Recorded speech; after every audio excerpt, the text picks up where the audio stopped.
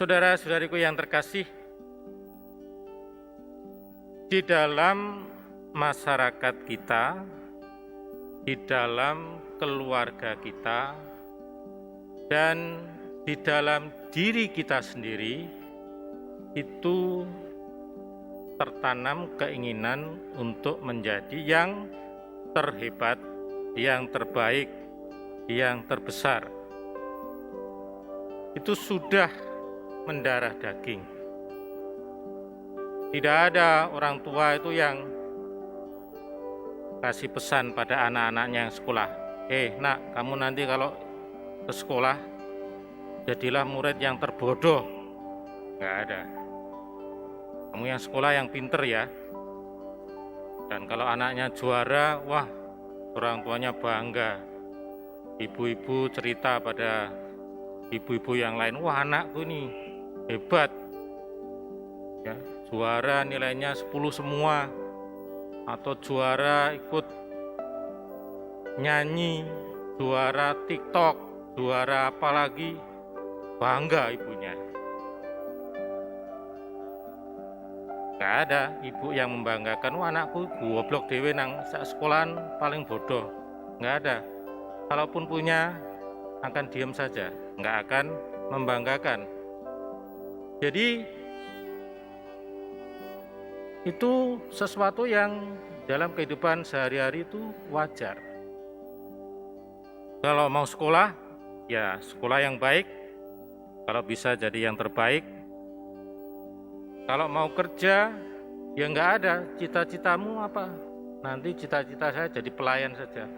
Bahkan seorang pelayan pun menginginkan anaknya tidak menjadi seperti dia, tapi lebih hebat. Ya. Jadi ayah saya, ibu saya itu guru. Ya. Kalau pesan kepada anak-anaknya, ya paling tidak kamu jadi guru.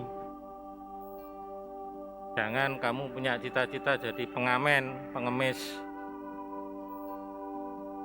Kalau petani, buruh tani, ya paling tidak kamu menjadi, kalau bertani ya punya tanah sendiri, tidak jadi buruh. Jadi itu normal dan menurut saya itu baik. Karena apa? Mendorong orang untuk maju. Mendorong orang untuk maju. Kalau jadi pejabat juga begitu. Wah, pejabat begini-begini saja. Nah, itu kan tidak mendorong untuk maju, untuk melakukan, wah, saya mau menjadi presiden yang terbaik dalam sejarah. Atau enggak lah, saya menjadi presiden yang terjelek aja. Maka negaranya enggak akan maju. Nah, dalam konteks itu, saudara-saudariku yang terkasih, kita bisa mengerti apa yang diinginkan oleh para murid, yaitu mereka memperdebatkan siapa dari mereka ini yang terbesar, terhebat. Karena memang ya itu bagian dari hidup kita.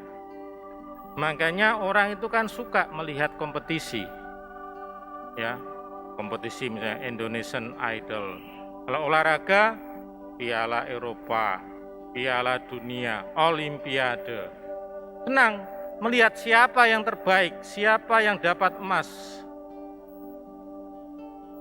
Dan itu menjadi kebanggaan, menjadi cerminan kehebatan sebuah negara itu misalnya dari olahraga. Siapa yang mendapat emas paling banyak dalam Olimpiade. Itu menjadi kebanggaan sebuah negara. Nah, para murid dalam konteks itu bisa dimengerti siapa yang terbesar di antara kita ini siapa. Nah, Yesus menegur muridnya, mengingatkan bahwa jalan Kristiani itu adalah jalan pelayanan, melayani. Kita diajak berlomba-lomba untuk menjadi hebat dalam pelayanan. Apakah lalu semua menjadi pelayan? Artinya semua lalu profesinya jadi pelayan saja? Tidak.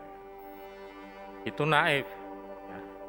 Tetapi dalam semangat pelayanan adalah apa? Kita berusaha melakukan yang terbaik bagi orang lain, bagi komunitas, bagi gereja, bagi masyarakat. Kita memberikan diri kita untuk kebaikan bersama, bukan hanya kebaikan diriku saja. Itulah sebenarnya inti dari semangat pelayanan.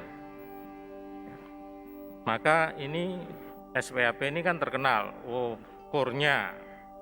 Jadi kalau melayani itu ya, core-nya ini sering ya tampilnya juga bagus, lalu dikenal di Surabaya Utara ini. Nah, itu berlomba-lomba melayani dengan baik, bukan untuk mencari hadiahnya, pujiannya, tetapi untuk memberikan yang terbaik kepada komunitas. Nah, inilah inti dari pesan Yesus. Memang sepertinya melawan arus, tetapi Yesus benar. Karena kalau orang hanya menginginkan yang terbaik untuk dirinya sendiri, apa yang terjadi?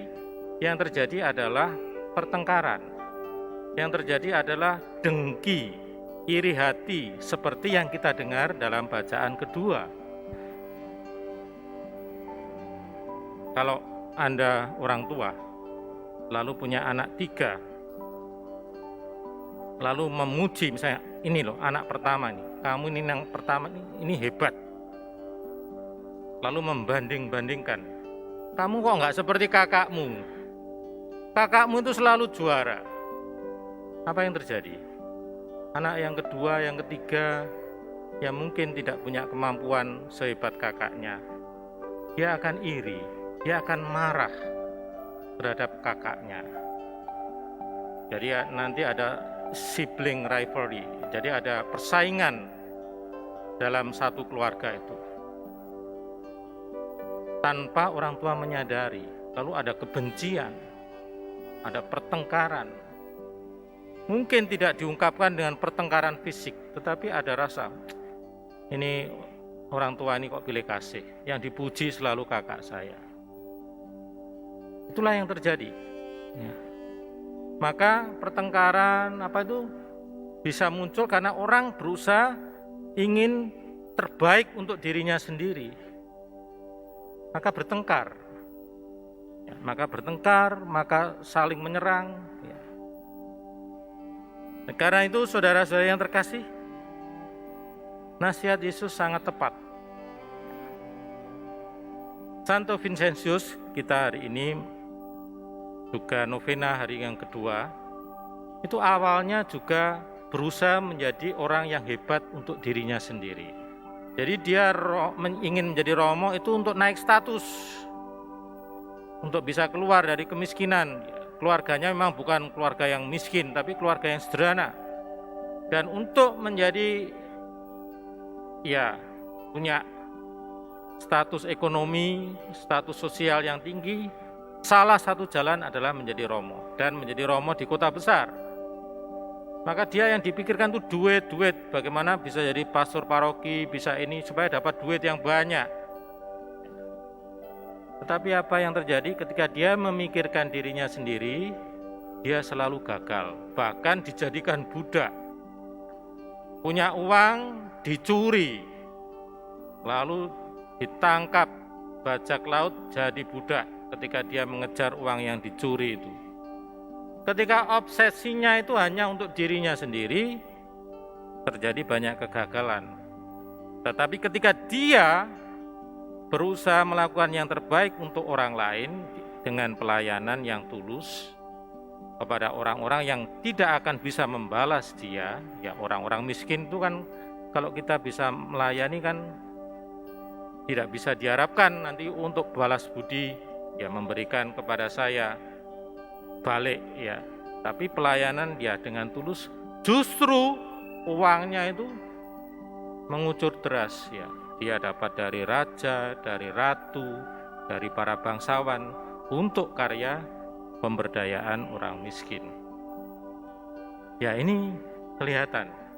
Ketika orang hanya mengejar untuk dirinya sendiri, maka ya hidupnya diwarnai dengan banyak persoalan dan banyak problem yang menghalangi dia untuk menjadi saluran berkat.